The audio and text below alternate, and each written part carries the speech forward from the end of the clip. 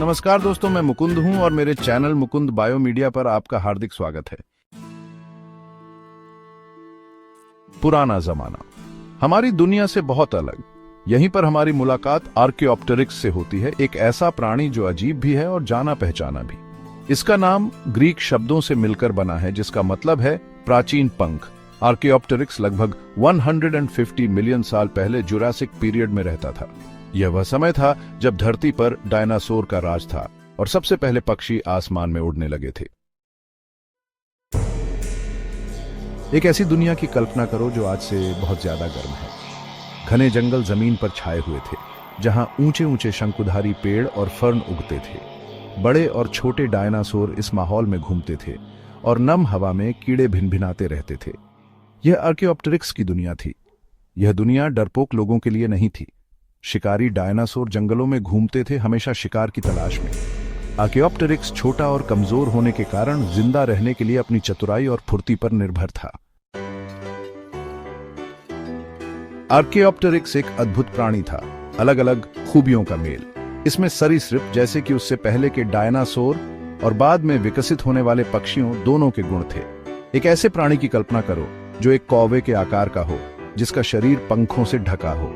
एक पक्षी की तरह इसके पंख थे और यह उड़ सकता था, हालांकि शायद ज्यादा दूर तक नहीं। लेकिन आर्कियोप्टेरिक्स में अपने सरीसृप पूर्वजों की याद दिलाने वाले लक्षण भी थे।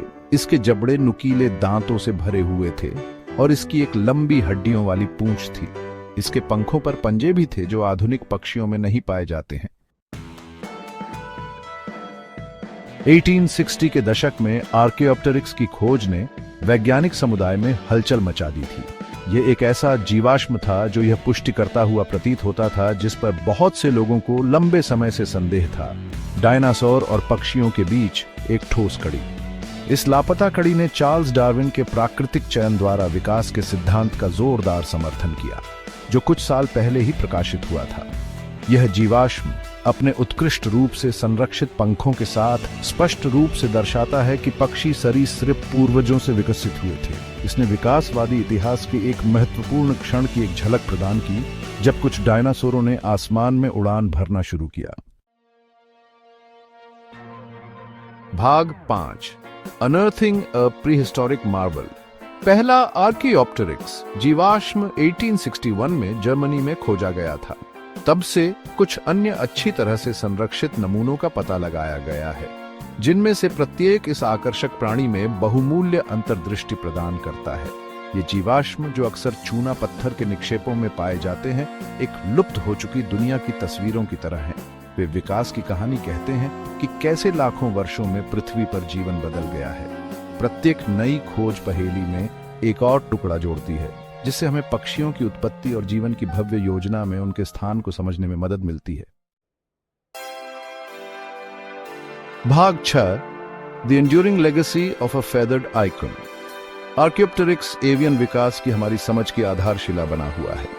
यह अतीत को उजागर करने और सभी जीवित चीजों की अंतर संबंध को प्रकट करने के लिए जीवाश्मों की शक्ति का प्रतीक है।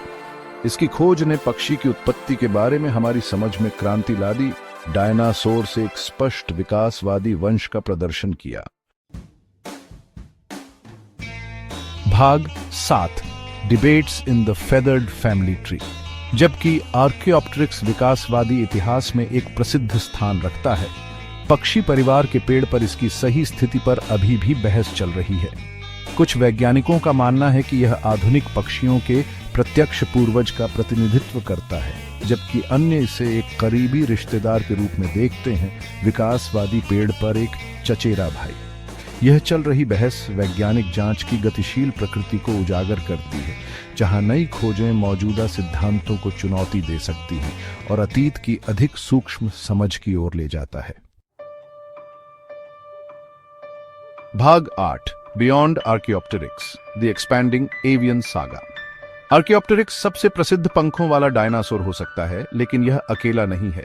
हाल के दशकों में अन्य पंखों वाले डायनासोर की खोजों ने पक्षी की उत्पत्ति की एक और अधिक जटिल तस्वीर चित्रित की है। ये पंख वाले रिश्तेदार, जिनमें से कई चीन में पाए जाते हैं, दिखाते हैं कि पंख, जिन्हें कभी पक्षियों के लिए अद्वितीय माना जाता था, डायनासोर के बीच अधिक व्यापक थे। इसने आकर्षक एहसास को जन्म दिया है कि कुछ डायनासोर के पास रंगीन पंख हो सकते हैं, शायद प्रदर्शन या इंसुलेशन के लिए उपयोग किए जाते हैं। भाग 9 a timeless journey through evolution. Archaeopteryx की कहानी समय के माध्यम से एक यात्रा है, बहुत पहले चली गई दुनिया में एक झलक। यह अनुकूलन, अस्तित्व की कहानी है और पृथ्वी पर जीवन को आकार देने के लिए विकास की असाधारण शक्ति। जैसे जैसे हम जीवाश्म रिकॉर्ड का पता लगाना जारी रखते हैं, हम और भी रोमांचक खोजों की उम्मीद कर सकते हैं जो पक्षियों की उत्पत्ति पर प्रकाश डालेगा और समय के माध्यम से उनकी उल्लेखनीय यात्रा। आर्कियोप्टेरिक्स की विरासत, प्राचीन पंख, विस्मय और आश्चर्य को प्रेरित करना जारी रखता है, हमें जीवन की अविश्वसनीय विविधता की याद दिलाता है जिसने हमारे ग्रह को सुशोभित किया है।